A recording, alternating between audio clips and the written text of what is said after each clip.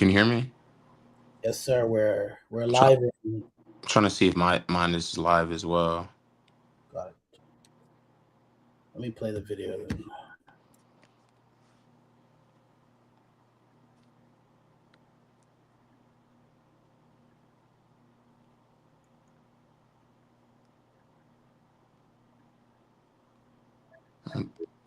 I don't think my account is live.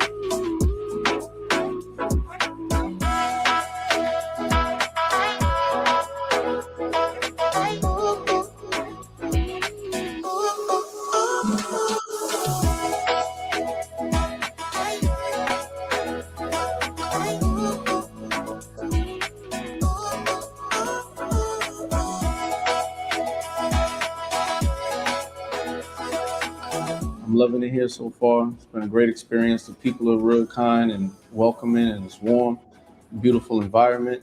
How spacious everything is, how nice the homes are. The weather's been good so far. It's not as hot as you might think it is. So I'm loving it here. Yeah.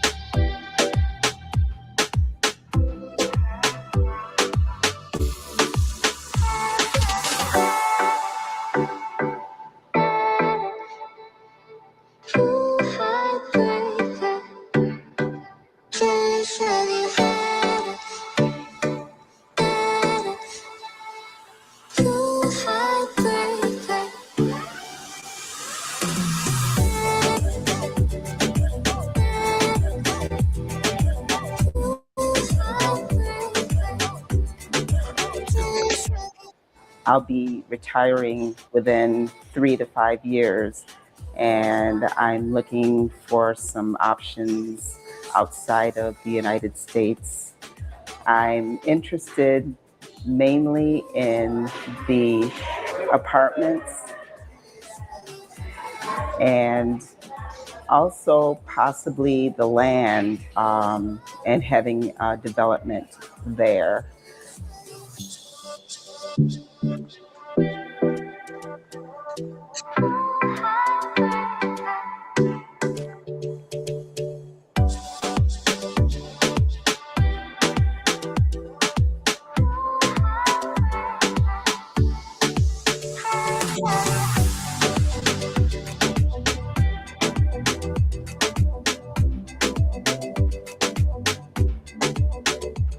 Now, so far on this tour that we have, I've experienced a lot of interesting occurrences here.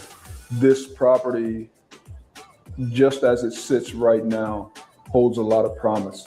The amenities that have been placed in the viewing home and also what's available for us is really on par with future, not backdated, which is good.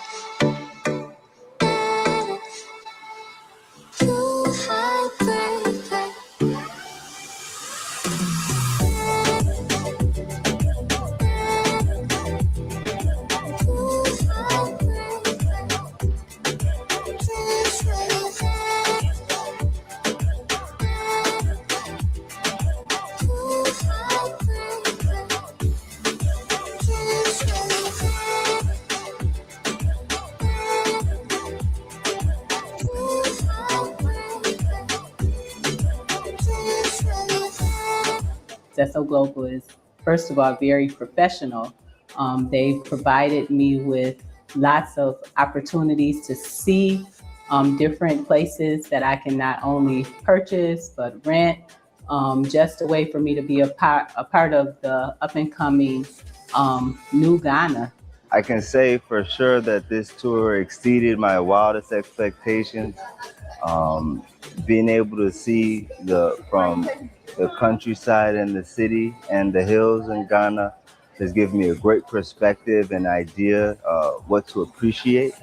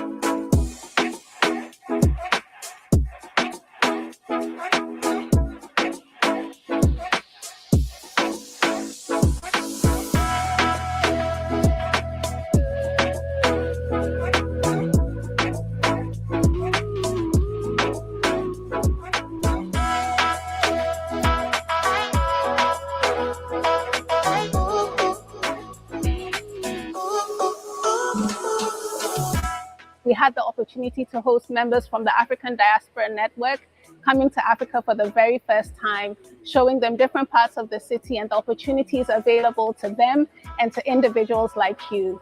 Seso Global is an organization not only to purchase from, but to do more with. I would highly recommend this for anyone who might be interested in buying property in Ghana.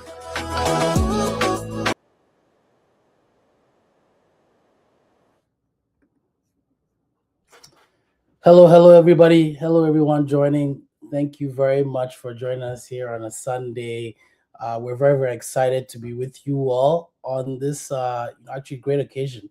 We're very proud and happy to be joined by, two, legends in their field, really people who have achieved quite a bit in sports in particular, but also in real estate. Really the theme of this session today is building the future of Ghana through sports, community investment, and real estate. And my name is Kweku Esi, and I'm co-CEO for Seso Global, the Zillow of Africa. I'm very glad to be joined here by Brian Asamoah II and Coach Kenny Nwako as well. I'm very glad to have them with me on this session. And so really for the purpose and the agenda of this session, I'm going to go through a bit of a presentation on just Seso, what we do, and even how that ties in with sports as well. And then, of course, I'd love to have Brian as well speak about his foundation as well. And, basically tell us a little bit about himself as well and his journey to where he is today. It's excellent what he's already done so far. And really, I think in terms of ambition and what he was looking to do in the future, I think it will be 10 times bigger. And also then as well, from there, we'd love to have Kenny as well. Kenny is a partner of ours in real estate in Nigeria. Also owning the Remax brand as well for Nigeria. But Kenny as well, as an American Nigerian, has a big affinity for American football and has built up a great program in Nigeria as well with flag football and building out the culture there, right? We know there are a lot of Nigerians in the NFL as well, right? Obviously, a lot of Ghanaians as well. Brian will tell you about that. And so it's great to see how this program is being built out at the grass level by both parties here, one in Ghana, one in Nigeria. And so we'll learn a little bit about that. And of course, feel free, we'll have a question session as well. Ask them some pointed questions, right? And get their feedback. But of course, anyone who has any questions, feel free to put it in the chat. We're live on YouTube, Seso's YouTube and Instagram. And so we're very glad to be having you here today. So I'm going to go on with my presentation. And then from there, we'll jump into Brian will speak a little bit about, his NFL journey and also as well, his foundation as well. And then Kenny will do the same thereafter. So great.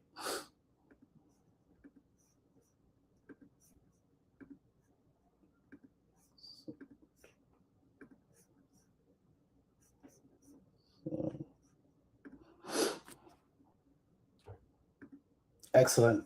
And so I hope you can all see my screen. And so please let me know.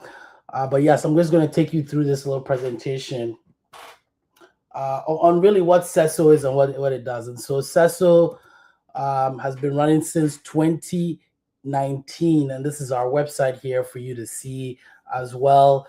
We operate in Ghana, Nigeria as well as Liberia, where we offer, you all properties in all the big cities in Ghana and in Nigeria, and certainly within the right suburbs as well. We have different types of properties for you all to review and can assist you through the whole property buying journey as well. And really a big part of that is our backend, our proprietary platform in CRM, which we use to manage all of this, and as well our blockchain-based land registry tool as well that is being integrated. We don't just do technology. Really, what we've understood is that this is an ecosystem play. And so as part of it, we are working directly with the government of Ghana to build an affordable housing program in starting in Kumasi. I'm sure Brian is happy with that, right? Starting in Kumasi and then moving to the other parts of Ghana. And the idea is to build properties under $60,000, $70,000, right, for a 1-bed, 2-bed, 3-bed, 4-bedroom home that you can call your own. And this is targeting, of course, a lot of the local individuals and families in Ghana, but also targeting, Ghanaian diaspora and those who are very interested in coming back to the continent as well. We are welcoming you all. This is a project where we're starting with 200 acres to build about 1,000 units. And I think it's one that will be for the books, and it'll be a master plan community. And a big part of that master planning is embedding, elements around basketball courts, football, a football pitch, that could be used for both flag football and, what I call regular football as well. And then we also have basketball courts that will be built, tennis courts, etc., within this master plan development. And so a big part of this will be sports, right, as well, built in it, right, as well as schools, hospitals, shopping as well, petrol stations, whatever you really would want to see in a little mini city is really what we would be providing here at this master plan development, right? And so as we'll be talking about throughout this stretch, sports will be a big part of this, of building these out. And I'll show you a development at the end, actually, that, gives a little bit of a glimpse as to what can be built in a master plan development. Really, as part of, Seso's, offering, we've partnered with African mortgage partners who are looking to set up a $1 billion mortgage fund in Africa, right? And part of this, what you can see on the screen is just a pilot we have offered to a select number of banks in Ghana. And we'll be looking to do this similar as well in Nigeria as well, to see this fund. And really, it's targeting the diaspora in particular. We're looking to offer those in the diaspora perhaps a 20-year loan, 20% down, roughly between 10 and 13% interest rate, right? To offer you a chance at, owning something back home. I know a lot of people want to own a piece of, the land there in Ghana, right? And so I already talked about affordable housing, and now this is the financing aspect of it. And I know a lot of Ghanaians are doing well abroad, but not everyone, is a millionaire. And some people want good bang for your buck. And so if you can buy a property for about $60,000, spread that over 20 years, that's very affordable for a lot of people, in the States, in the UK, in Canada as well. And so that's something that we're really looking to offer as well to those abroad. Anybody interested, please feel free to reach out to me directly or to the company. And really, we see a massive, massive opportunity with Ghana in particular as our base. I'm Ghanaian selfishly, right? And so we have many great connections within the government there. And part of that is building out a program, right, where we can ensure that, we are working with you at the highest level, compliance level, and ensuring that we're very trustworthy and transparent in the way we're doing business. And as part of that, we partner with the Real Estate Agency Council. They are been mandated to license all real estate companies in Ghana. And so we are licensed with the Real Estate Agency Council. You can go to their website and, look for us within their system. And, as part of this as well is, of course, talked about building the housing itself. And so the project that I spoke about, the Green City, as we call it, is with the nation's #1 builder, State Housing Company. That's our partnership with them and the Ministry of Works and Housing. I met the minister himself, and really, he's been very great in supporting us throughout this program, as well as our many other partners. The Diaspora Affairs Office, fantastic there. KOD is doing fantastic there, and assisting us with working with the diaspora as well, making sure that they're comfortable and hearing all their issues and trying to fix those problems.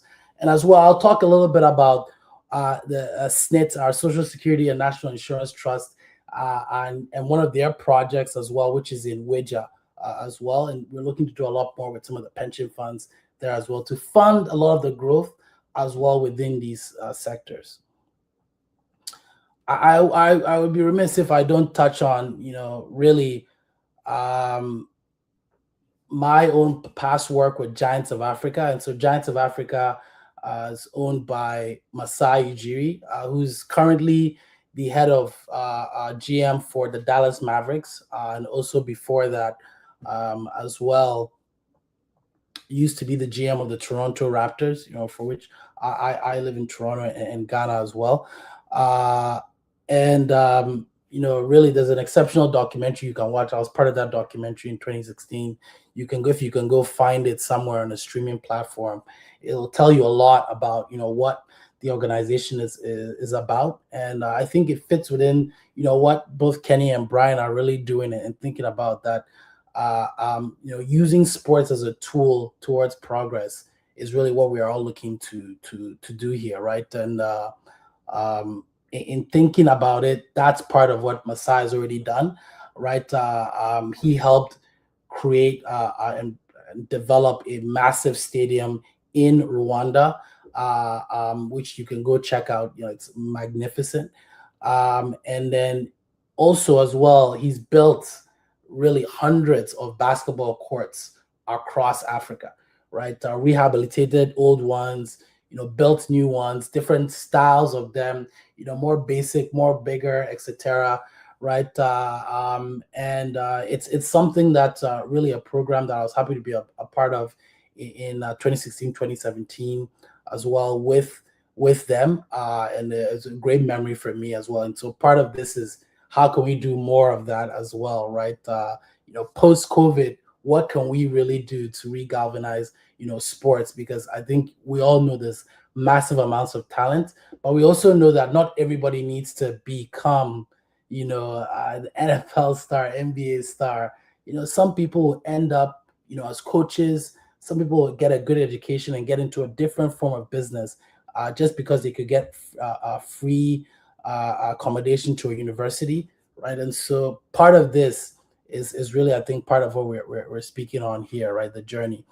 I want to just end my presentation with a good example of a development which really showcases what you can do when you combine real estate with sports, right? And so it's a development that's built up a great big pitch, a massive swimming pool, gym, etc., a basketball court, right? Within its master plan, right? And in a sense, that helps with creating community, and also helps with getting the kids healthy, etc. Everybody healthy. And also, I think that can help generate the new stars as well, right? Building these facilities within it and having communities utilize it as well. So I'll just show a little video on this development for you all to see. Thank you.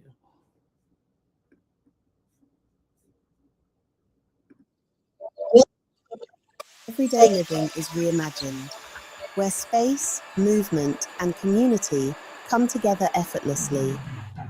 With thoughtfully designed spaces, modern facilities, and everything you need within reach, you don't just live here, you feel safe, comfortable, and at ease. Step inside Eden Heights and discover spaces crafted for comfort, style, and everyday living. And just when it feels right, you will know. Because this isn't just about finding a house, it's about stepping into a better way of living. Eden Heights, the height of modern living. Book a private viewing today. Yeah, excellent development. And I'll just showcase some more images of it here. Just you can see, you can play squash, tennis, basketball, etc. within it. And that's really, I think, part of what we really want to work with a lot of developers on as they master plan their developments. And I think that's part of what we could work with Brian on as well, really, in terms of, how do we create these quarters and places for sports. You can see this is a big master plan development. This was done by SNIT, which is the Ghana's National Pension Fund, right? And you can find it in Wija. It's very close to the mall as well, etc. And so it's a great development that we like to showcase. And part of the thinking around a development like this is that it incorporates sports within it as well. You can see it's well crafted apartments as well. So yeah, thank you very much, everybody's listening to it. Of course, please feel free. Any questions you have, let us know, please. We're ready to answer them at any point, right? But as well, I want to move forward with this session and give it to Brian in particular. Again, thank you very much, Brian, for joining us here today. I think we've gotten to know Brian over the little while as well, and understanding what he's getting into as well within Ghana, right? Within his the space. We're very excited about it and loved it, and thought it'd be good to sort of set up something like this and really have it maybe be something that we continue to grow and nurture as well. So I want to give the floor to Brian, just give us a little bit of himself, but also obviously talk a lot more about his organization as well and what he's looking to achieve. So please, I'll give you the floor, Brian. You're mute, Brian. Kweku, thank you once again for including me in this. It's a wonderful opportunity, and I really do appreciate you setting this whole thing up. I think it's incredible, trying to build a future of Ghana through sports, community, investment, and real estate. I think those are the most common things right now in our world today, so I'm very grateful. Just a little bit background information about myself. My name is Brian Asamoah, NFL linebacker, and I'm actually Ghanaian as well.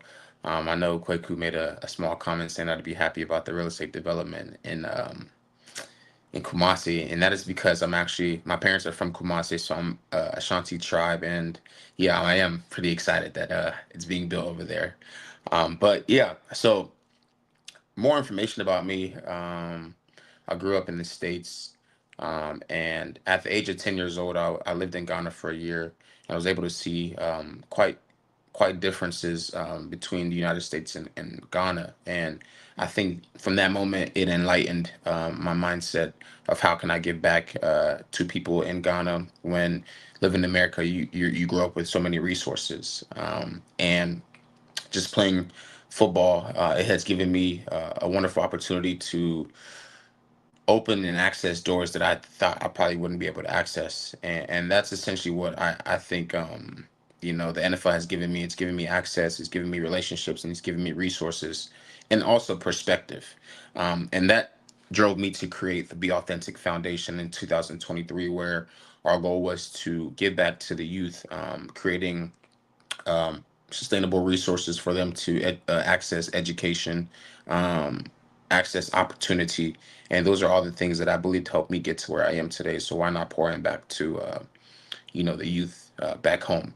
I also serve as the president of the Ghana Federation of American Football, where our goal is, again, to create sustainable systems where the youth can access education, they can access growth and development in whatever field they want to do.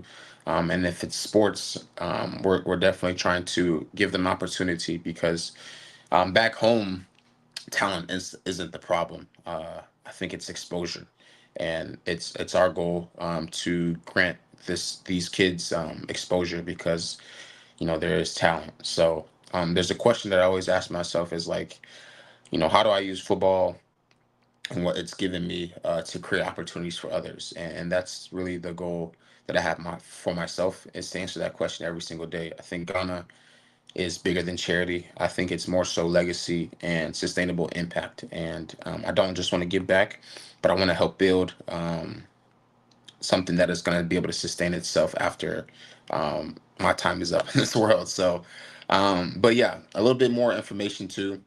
Kind of want to go into sports as a doorway.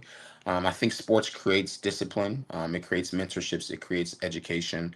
It creates relationships. It creates exposure. It creates more than like just jobs and community. I think sports gives opportunity, and it gets people into the door. But I always also think of it as a way of like sports is a vehicle, and with sports, it can take you wherever you want to go. So that's essentially what I want to be able to do. And that's essentially what I am doing in Ghana right now, currently. So Within the past 3 years, we've been able to grow American football in Ghana. Obviously, everyone knows that flag football is becoming a global sport, and with the Olympics coming up in 2028, it's my job and my goal to build a football team, flag football team that's going to be able to compete in LA 2028 Olympics. With that being said, there's things that we'll have to accomplish, such as creating like I talked about earlier, is a sustainable system where they're able to practice and also get education of the game. But also, I look at this as an opportunity, as a launch pad. LA 2020 is a one-off thing, but I mean, if we can create a 10 to 20 year project where football has been implemented into the PE school systems, it's been implemented into uh, more than just the schools, but just summer games. It's something that I think that could drive community, but also engagement within the country.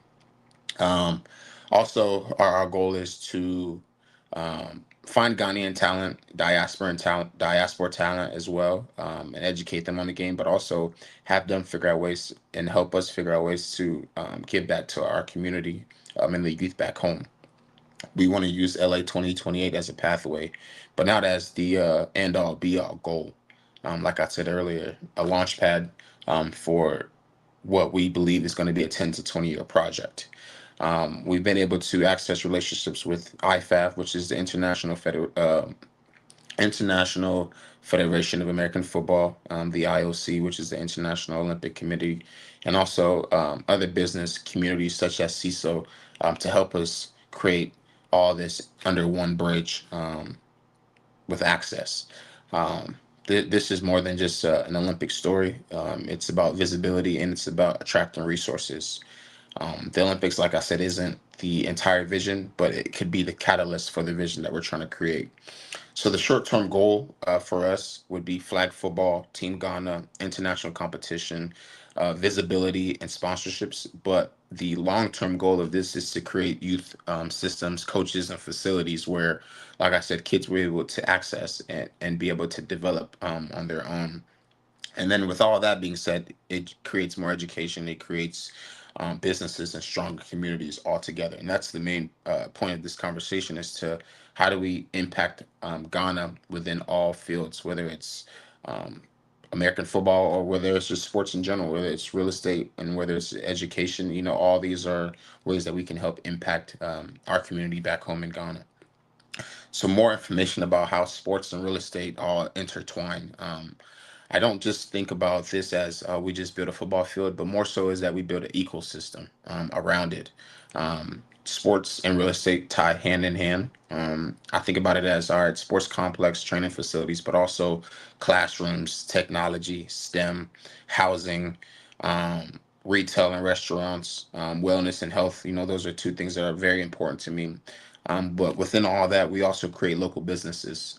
We create a community where we're all able to gather in spaces and think about ways how sports can become an anchor, but also a developmental thing around this whole community.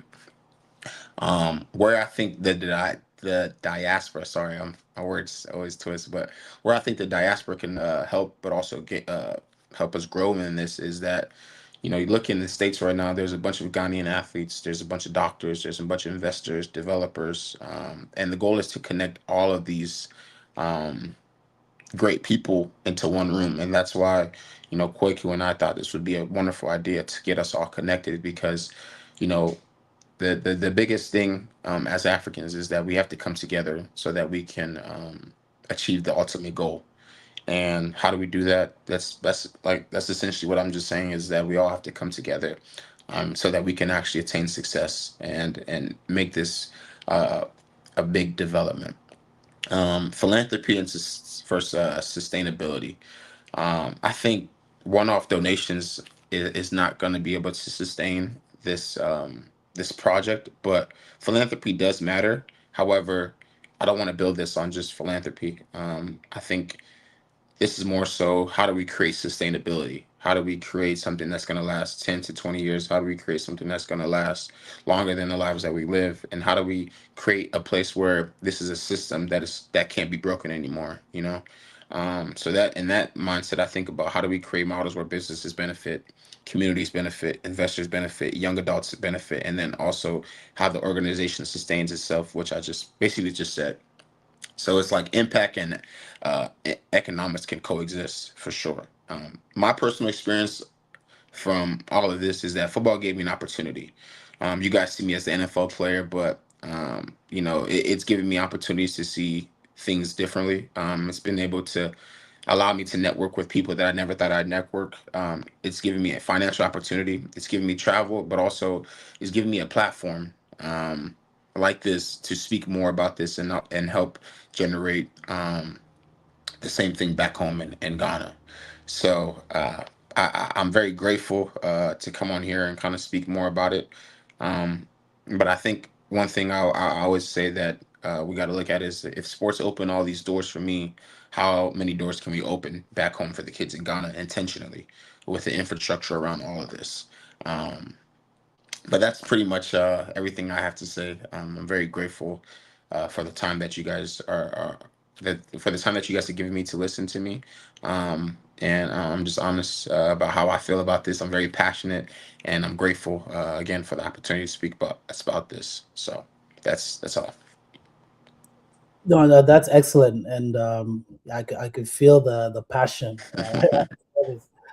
as well. Rolling through, and I think one of the main things that really caught me, and it really I think is always the main answer to any question, is how do we make this sustainable? How do Hmm. we create an ecosystem? How do you create a system, right? Really, that will take you from A to Z, get you the outcomes that you're looking for. And I know we'll get to questions later, but there's maybe one question that I had really just to maybe for you to answer to me right now is perhaps even now in what you've been doing over the last 3 years, which entities or partners have helped you get to where you are now, even within this time? And then moving beyond that, what entities or partners are you looking to partner with to really scale you from there, right? So I just to get into your head a little bit about your planning and what's been going into this. Yeah, I think we've been well supported, especially by the Ghanaian government, the National Sports Authority, the physical education systems in Ghana, to help us implement, the game of flag football into the school system. So we've been able to implement flag football into all 16 regions in Ghana, within all the schooling systems. So now the game is being developed. One in the mindsets of the teachers, but also now it's going to be developed with the children that are going to the school. So that's the ground root way that we've been able to do it. But also, again, from the National Sports Authority support, we've been able to also get the proper signatures. We've been also been able to get um, the proper signatures from I'm trying to think of the name. Oh, sorry, IFAF, the International Federation of American Football, which actually governs all teams that are going to be competing in LA 2028. So just having the support of all these people, especially NFL Africa. I've been a part of NFL Africa myself, um, going to these camps and working with these kids and seeing the opportunities that it creates. Like I've seen one of the kids from NFL Africa's camp in Kenya 2023 now get drafted into the NFL without playing a lick of football ever. His name is Uar Bernard, playing for the Eagles now. So it's like, there's opportunity and there's actually real hope and chance now. So it's like, how do we really tap into that and maximize it? Maximize the potential. Essentially, how we think as football players is like, how do we maximize the potential of our own ability? And then you look at it as owners and general managers when they're drafting a kid. It's like, how do we maximize the talent and opportunity that this kid that's just got drafted has, and it's putting proper people in that space for them to develop. It's having the proper uh, coaching systems, having the proper coaches to coach these players, having the proper strength coaches. It's every like resources, taking care of your body.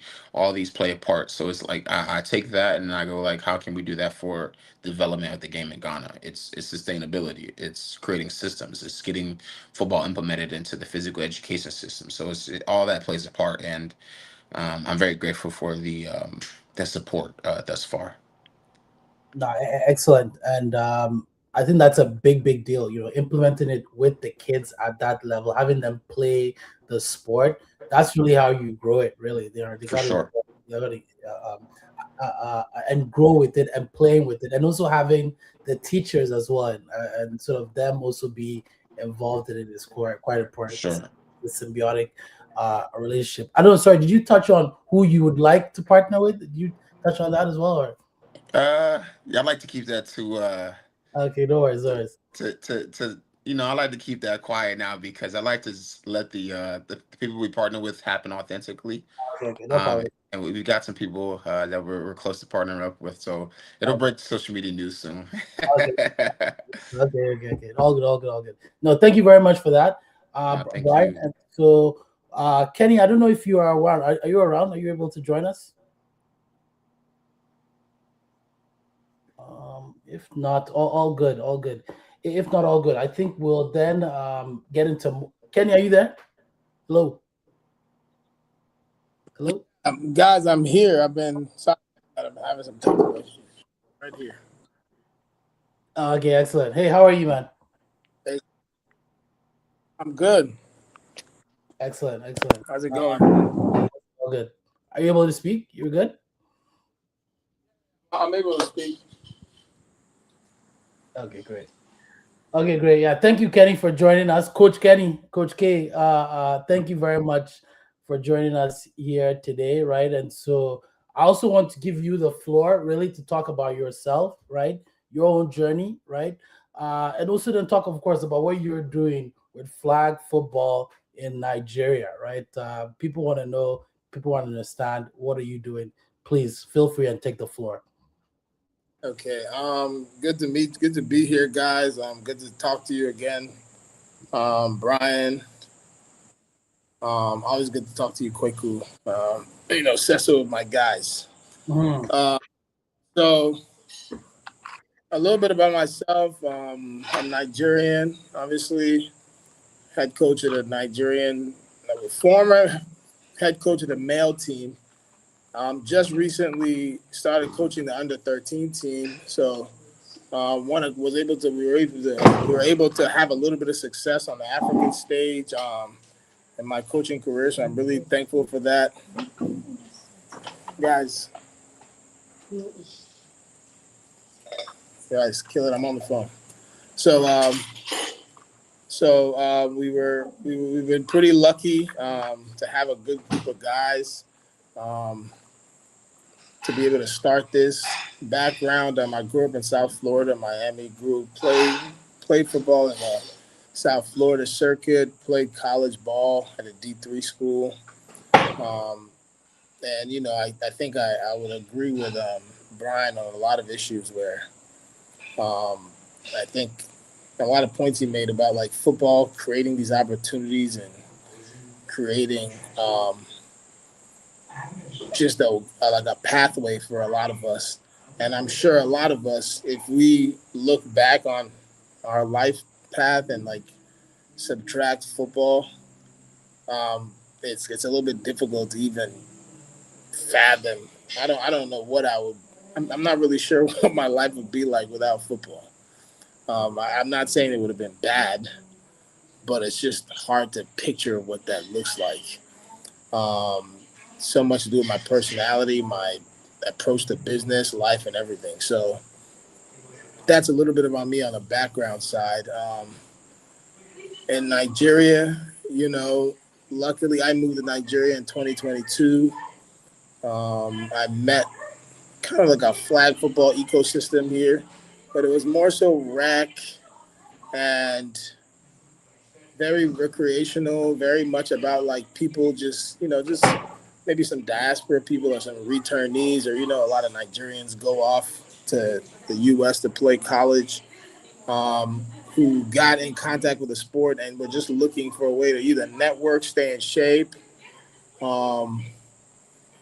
But I think typical of me, but when I came around, I joined the team and I immediately started pushing for this high level of competition. Again, coming from South Florida, that's just the only thing I'm really familiar with. Like if I'm not doing it at a high level, I'd rather just stay home and hang out and chill. So we kind of upped the ante a little bit.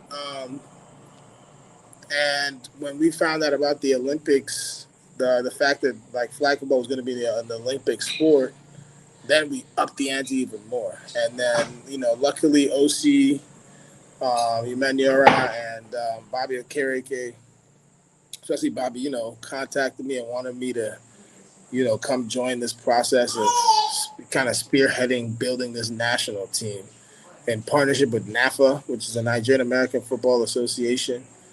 And then with NAFO, which is the Bobby's foundation that he founded, but I'm the national director here in Nigeria. And so we helped fund the national team and really build a really good thing. I think we've been able to get a couple good outcomes, leveraging on the pre-existing structure and then forcing the highest standards of football to the best of our ability. Obviously, this is Africa, and I'm sure Brian knows all about it. There's always going to be your politics and your kind of inefficiencies and your issues that take place. But for the most part, I think we've been pretty lucky, and we've been able to build something pretty strong here. And then with NAFO, we plan on really pushing the sport farther. Again, NAFA does so much in Nigeria vis-a-vis spreading the game, and I would say the reason why we even have any kind of grassroots situation here in Nigeria that's worth writing home about is because of NAFA. So with NAFO, we want to fill in the gaps that NAFA either can't fill or maybe it doesn't fit their mandate, because at the end of the day, organizations can't do everything. Like you could be a breast cancer organization and another organization can come and worry about another thing. Sorry guys, that's my son in the background, my newborn baby. He's so congrats, Kenny. Congrats. Guys. 5 months old. He just came back from England, so he's getting fed. But so at NAFO, our goal is to support the growth of the game in any aspect. So whether it's from the national team perspective, from the grassroots perspective, helping players be able to participate. One of the big issues that we see is kids have to fight between providing for their family and playing the game. I know lots of kids who they're like, my mommy keeps telling me that I'm wasting my time. Instead of coming to work at her shop, I'm playing football and I'm irresponsible and blah, blah, blah. And, when you come from your Nigerian mentality, and when you come from an American mentality, you feel like you almost want to get mad at the parents for putting this kind of pressure on the kid. But then when you look at the actual economy we live in, you realize that that's actually a very normal expectation of kids around here. And so one of the big things for us is making sure kids don't have to make that hard decision. So, some support with them, for them, bringing equipment. We're bringing a lot of tackle football equipment. We want to bring in some pads. We're giving away cleats. Cleveland Browns just gave 2,000 balls to Nigeria and 5,000 flags, which is a lot. That's a huge dent. So I think one of the big issues that we've had in Nigeria, and I'm sure the same applies for the rest of Africa,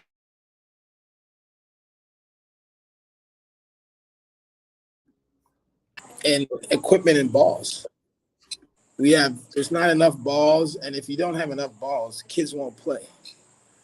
I mean, we even got to the point where there's like a big issue with stealing balls. Like, I'll go order like $150 ball, order like 3 of them. And then we go out to the park one day and then one of them goes missing somehow. And then you want to get really angry But then at the same time, I'm almost like, okay, fair enough. What is he? He's not gonna go. He's not gonna go use it to cook food. So he's gonna play ball. So at least worst case scenario, it's helping the game be played by someone somewhere. But to take that out of the equation, Cleveland Browns, we convinced Cleveland Browns, and they graciously brought in 2,000 footballs into the country. So I'm proud to say that moving forward, there's a significantly reduced likelihood of ball theft. I think enough kids will have enough balls, and the different sizes of balls too. Youth footballs, high school footballs, NFL, pro size footballs as well. But for us at NAFO, supporting the flag game, but then really, really not ignoring the tackle aspect of things, because I always try to stress to everyone, as much as we love flag football, and as much as flag football is becoming this really global kind of phenomenon, it's all the juice behind all that is tackle football. Like, the reason why the NFL has the leverage and the money and the power to push flag football globally so hard is because tackle football is so ridiculously successful and lucrative. And so we make sure at NAFO that we don't forget about tackle. We are heavy on tackle. We are pushing the tackle game, because that's what creates a sustainability for all this. I don't think any organization can honestly tell us that they've made any significant profit from flag football that isn't dependent on sponsors. So until further notice, tackle football is a cash cow. That's what's getting the most opportunity for the kids. I know there's flag football in college now, and they're starting to get scholarships. And then NFL has a pro flag league they're pushing, and then Pro Flag, another organization, has a pro flag league that they're pushing. But until further notice, I think the most opportunities exist within the tackle game. And so we definitely want those kids to take advantage of it, and to create another Uar Bernard, supporting people like them, like the guys who trained Uar, the guys who supported him and trained him and got him ready for IPP and moving on to the next level. They're friends of mine, and these are people who they're engaged with NAFO. We're going to be supporting them and subsidizing some of their situations so that they can keep creating more Uar Bernards and whatnot. So that's really, really big for us. So that's pretty much what we're doing here in Nigeria. Flag, pushing that, the participation, especially on the women's side, and then tackle, and never forgetting the main thing, which is tackle football, and maintaining that, the growth of that, and the quality of the players. That's really, really big for us. Like, not just being a big, strong guy, but being big, strong, and technically sound, and ready for a coach to plug you into his system if he sees fit. No, excellent, Eddie. No, it's interesting. Even as I'm listening to you, right? Of course, I mean, the flag football is like a Trojan horse, of course. Like, in a way, it's a way to get people into the sport, to know about the rules, etc., to understand, the vibe of the sport. It's of course not one that is seen a lot, broadcasted a lot in the continent, but it's almost interesting that it's almost intuitive, I think, to people like in Africa, especially in West Africa, that even if they hadn't played it for ever in their life, there's a lot of athleticism, and I guess because of the way when we play football, regular football as well, it helps with playing the sport. It'd be good to know from your side, Kenny, or like what your thoughts are, right? In 5 years, where do you see this? Where do you see this in five? I didn't want to say 10 years, 20 years, etc. 5 years is perhaps close enough where you can see it. What do you think? Where do you think it's going to be then? Especially because I know you're still going to be pushing this as well. Where do you see this in 5 years? In 5 years, which will be 2030, 2032, 2031. We'd be 3 years out of the first Olympic that involved flag football. Anticipate one or two either current or former NFL players will participate. The sport will get more penetration. There'll be more NCAA teams playing flag football. With the Olympics and all the noise that comes out of that. And you know how countries are in politics is, for better, for worse, politicians are going to gravitate towards things that make them look good and make them look like they're like, updated and keeping up with the times. So I anticipate a lot more political interest in flag football and American football as a whole. I see that it's going to be growing consistently because everybody is ramping up, and with all the continental championships and the star power that they're pushing behind it, and all the NFL, the NFL versus Team USA kind of things and Team Mexico, and obviously the flag players beating them, and like a newfound respect for the game. I don't know about Brian, but I know that growing up as a tackle football player, we always I definitely looked down on flag football for like the first 15 years of me being aware of the sport. To me, it was just Pascal. It's like, okay, that's what we do when we're not ready to do pads, but it's not a real sport. That's all. That was my honest perspective up until about 6-7 years ago. But as time goes on, now that the Team USA beat the pros, people are realizing, first of all, the fact that you're a really good NFL player does not mean you will be a really good flag football player. It doesn't mean it's almost like a different sport. It's like Serena Williams is not necessarily going to be good at table tennis.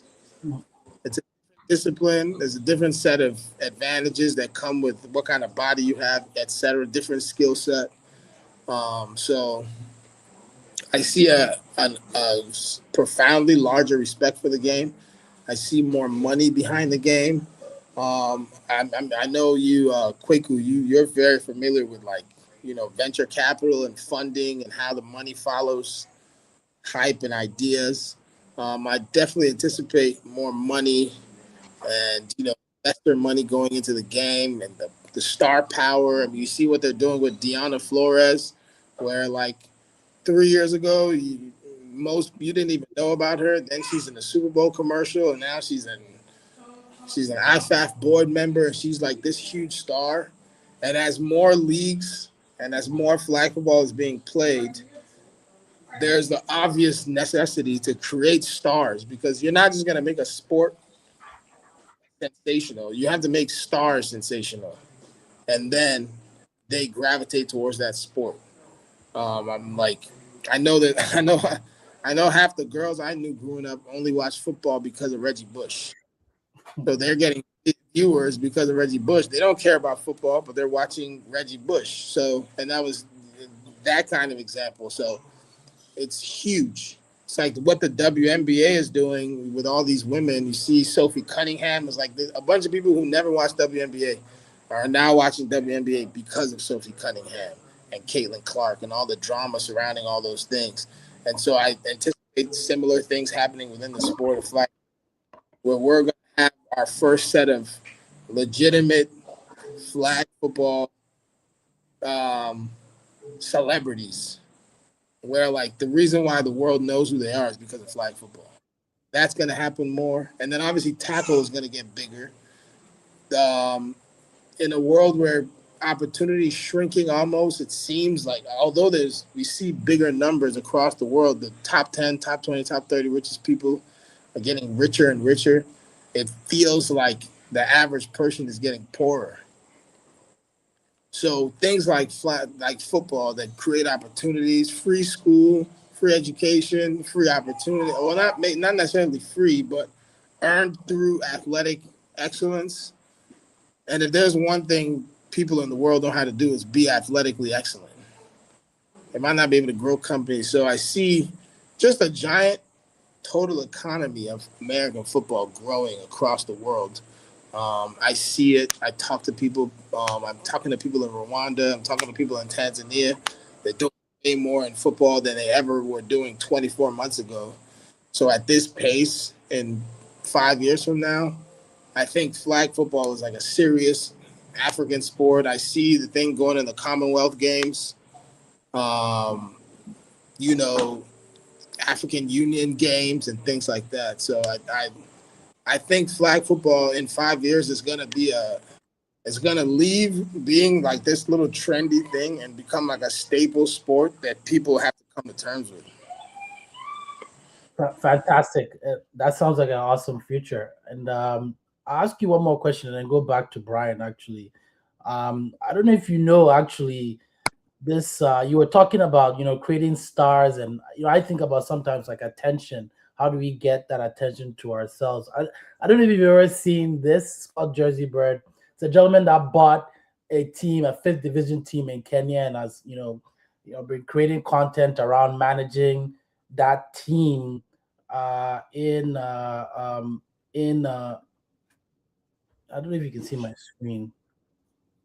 Oh, cool. Okay. Yeah, in Kenya, right? That has gone super viral for off that, with TikTok and YouTube. Tell me then, like in creating the stars and creating attention, what have you been considering, thinking of, or implementing right now in terms of growing, eyeballs and attention onto the sport, right? To get you that Reggie Bush, right? To get you towards that. Or what have you been thinking about or looking to implement? So, like me speaking about the creating of stars, I'm more so speaking about something that I as like a person who's perceptive, and I'm looking at the empirical data that I see living life as a person. So I know these things are going to happen, and I see it happening with with, like, obviously, like I mentioned, Deanna Flores, all these different players. Ashley Clown, like Izzy Garachi, all these players, like Velt. Me personally, especially on the Nigerian side, which is like where I'm primarily focused on in Africa, I don't like the idea of building imposters. So I know for a fact it's going to happen. My goal is that if we're going to prop you up as a star of the game, you need to be like Reggie Bush was a star, but he was a football player that's been playing since he was 6 years old and is fundamentally qualified to be a star. One of the things I want us to stay away from, and I've stressed this a lot with a lot of my partners and the people I work with, it's like, look, we're not going to prop up anyone who's going to get to a big stage and we all have to find out together that they don't match up. They don't measure up. Because I think that's, to me, I think that's disadvantageous, and it's like a race to the bottom.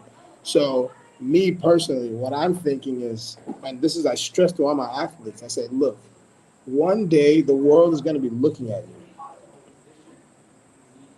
The whole world is going to watch you and going to see, okay, who are these Africans that swear they're making all this noise on social media? Let's see what they're about. Are you going to be ready to answer that? Because guess what? They're going to come and they're going to give you their best shot, because how dare you be so loud and proud, right?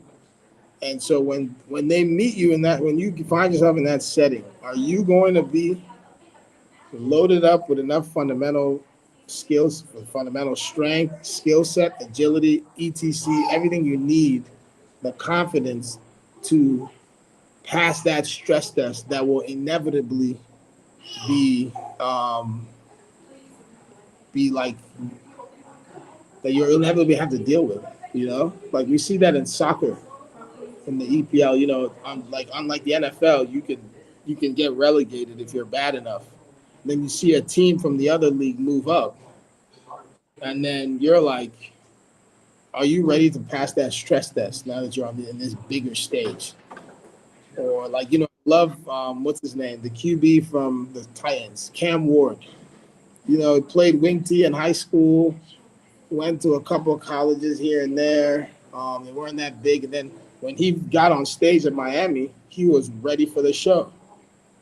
He was ready. He had been working, so he was not going to get on there on the big stage and embarrass everyone who was part of his training. So that's really, really big for me. So what I think of, so if to answer your question, what I think of when we think of when I'm like considering the idea of this whole creating stars, I'm like, what are we doing on the back end to develop them to make them worthy of being a star?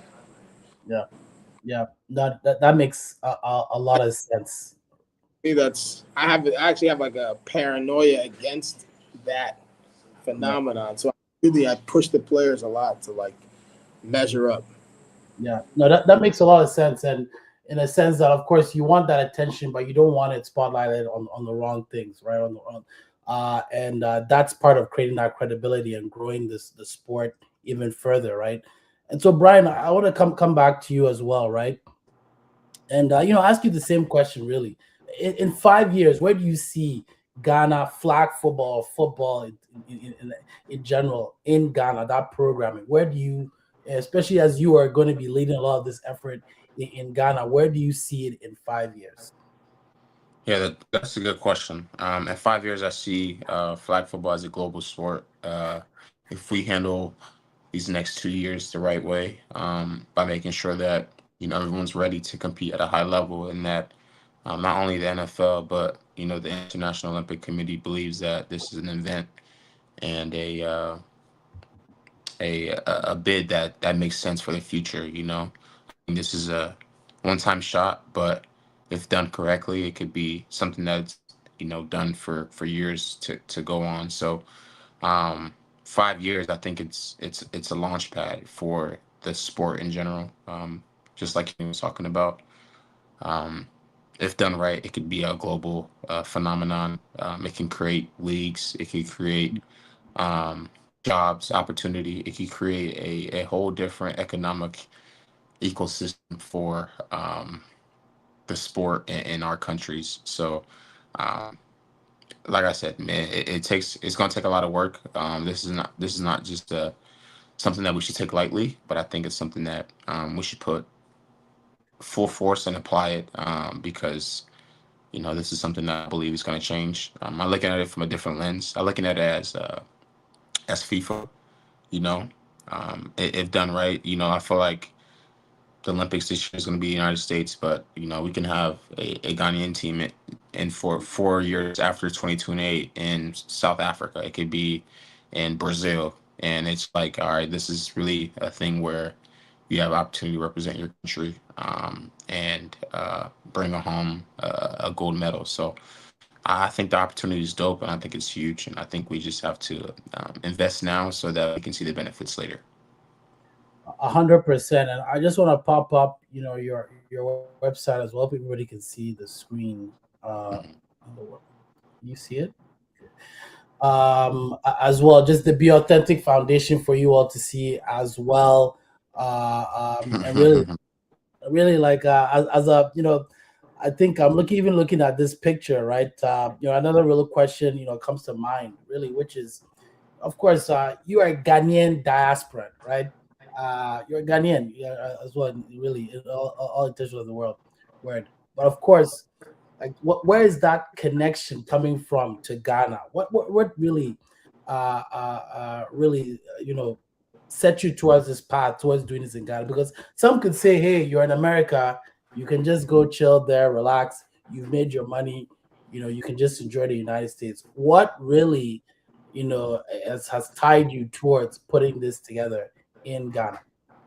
Yeah, I think it's my parents first and foremost. They have implemented a sense of a culture to my identity, and they've always said that you are who you are.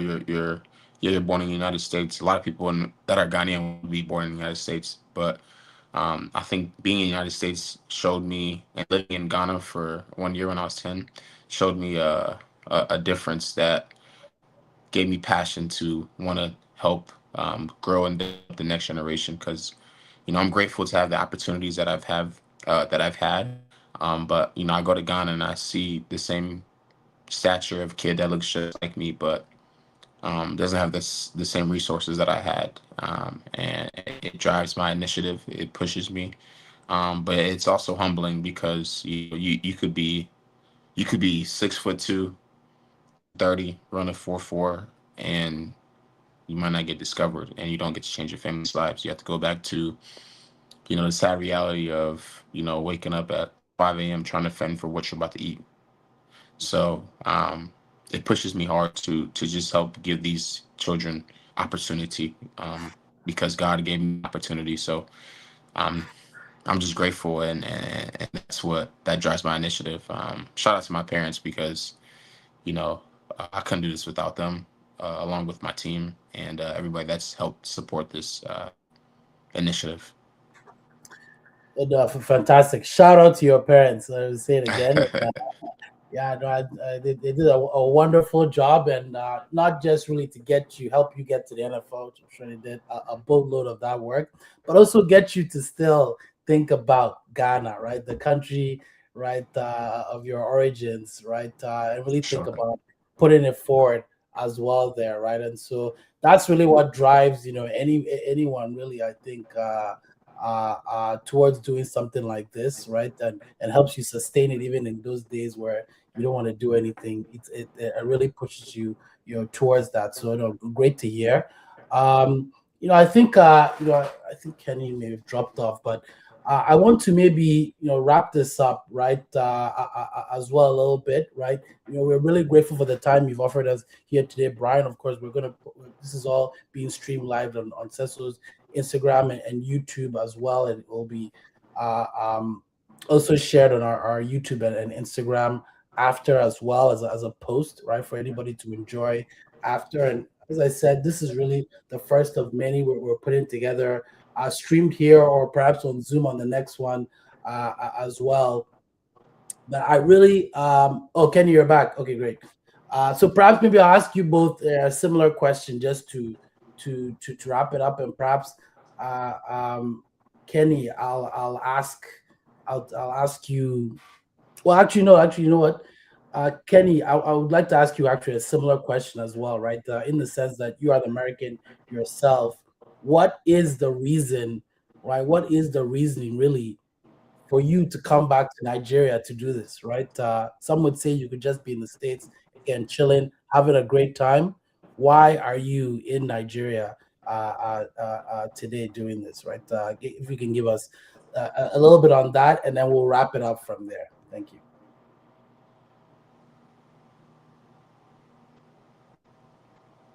Kenny, are you there?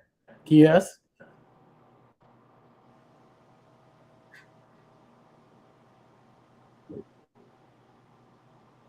Hello, Kenny. You're on mute. Can you hear us? Perhaps not.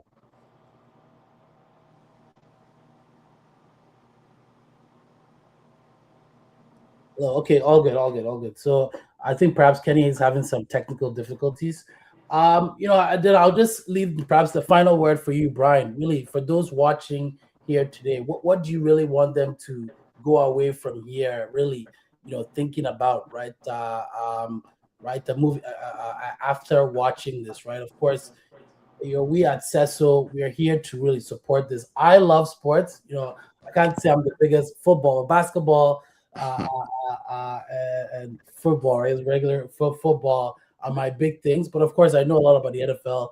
I watch the Super Bowl religiously every year as well, and I also understand what sports really can do to transform a life, transform a family, transform a community. So yeah, it'd be good to hear from you a final word to the audience, right? Mhm. Something that they can part off with from here. So please, the floor is yours.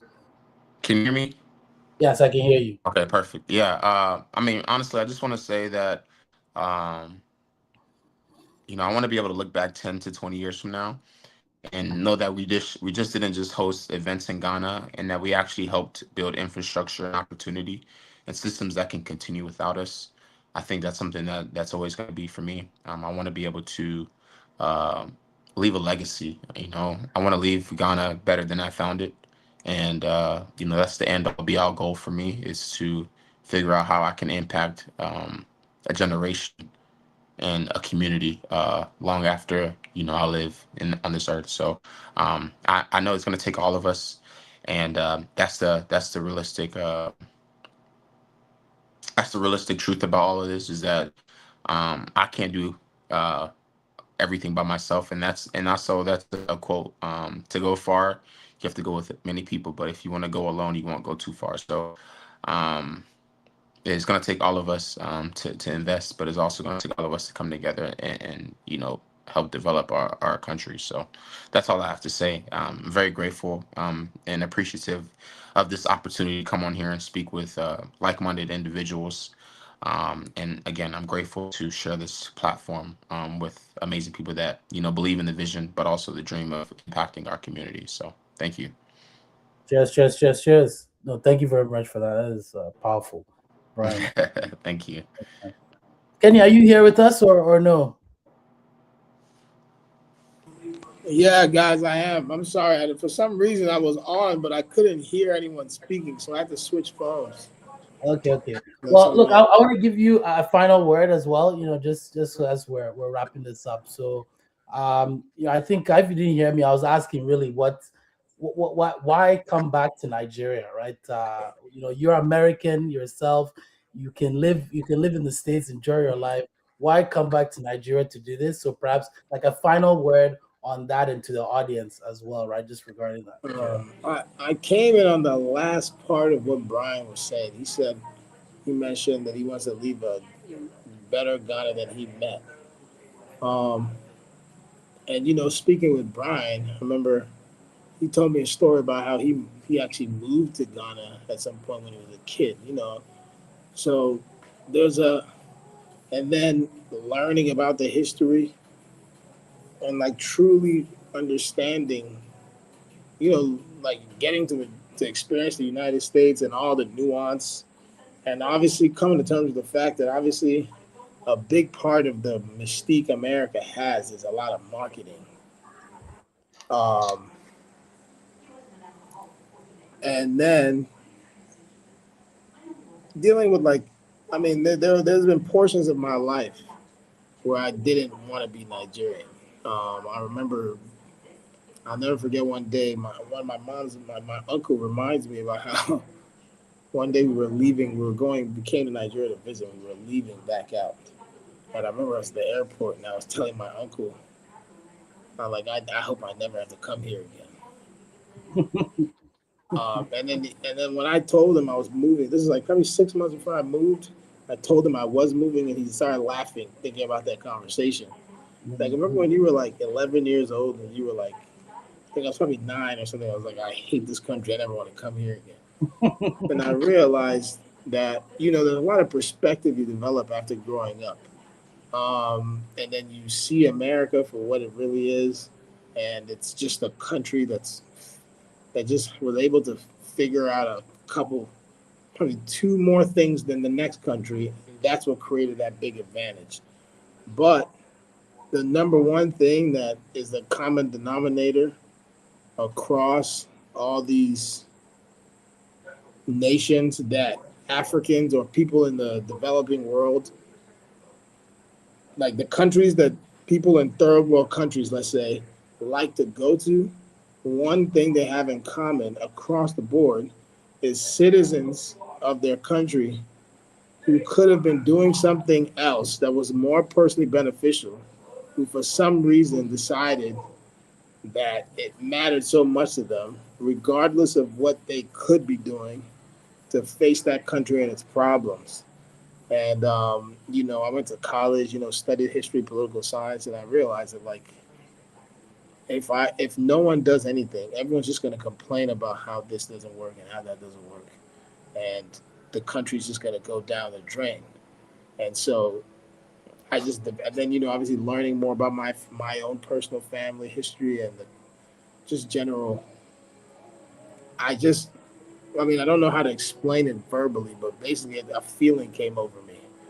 And I realized that I don't think, it became clear to me that I wasn't going to be able to be at true peace if I didn't at least try my best and then let it be that I tried and then I failed and they kicked me out and they told me to get lost or something like that. But like I wouldn't be at peace if I didn't even try to do something. And so but then there's also that's how the journey starts. And then you get more realistic when you realize that you can't solve every problem a country has. You pick one lane or a lane or two that makes sense for you, that you're best suited to build, and then you build it there. And then you commiserate with like-minded people who want the same thing and work together. To me, it was something as simple as sports. I mean, I have the skill set in coaching flag football and developing flag football because I was lucky enough to be to go through that same process by really, really good people who knew what they were doing, and they was able to sponge off on me.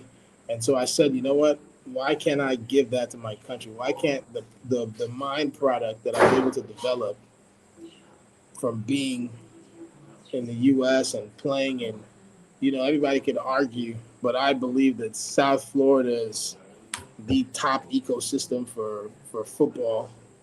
I mean, I think South Florida, I call flag football. I say that the Miami, South Florida is the football, what Brazil is the soccer. Where it's like you just straight up, you show up there, and those are some of the best, most competitive players that you can find.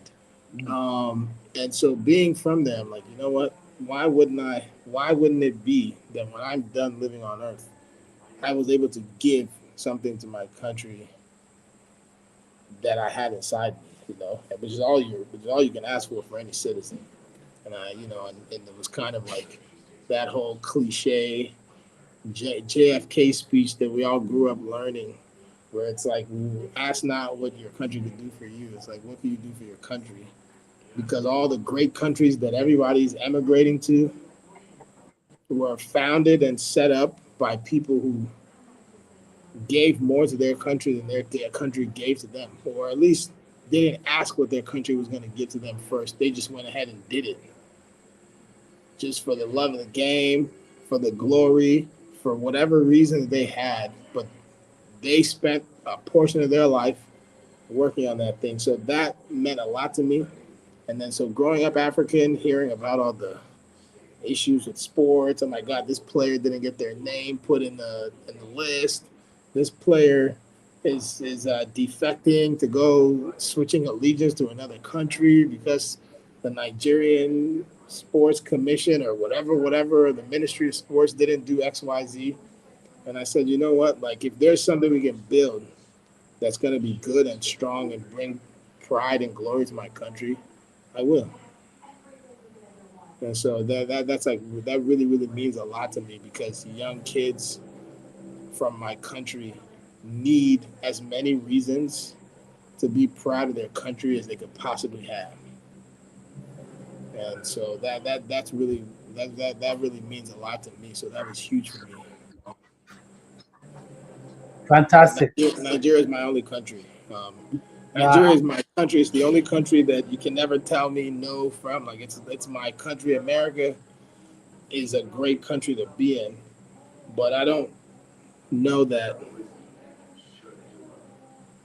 I have the same stake and ownership in America as I do in Nigeria, and that means a lot.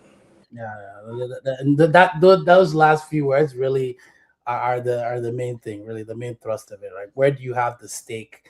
Where do you have, right, real equity in the future of the country, right? Is really, I think, all it is, right? So thank you very much, Kenny. I think Brian had to leave, but also thank you very much, Brian, as well. Again, this will sit on our YouTube and our Instagram as well. It's, I think, the first of many that we really want to do, and I think it makes a lot of sense. Real estate and sports do touch each other. It is quite required, and we want to work with all of the various partners, government, real estate developers, funders out there, even other institutions who want to fund something that is going to benefit society, but also I think bring a lot of eyeballs to you as well. So yeah, thank you very much, Kenny, for the time, and thank you to everybody that's listened to us today. So cheers, and we'll I think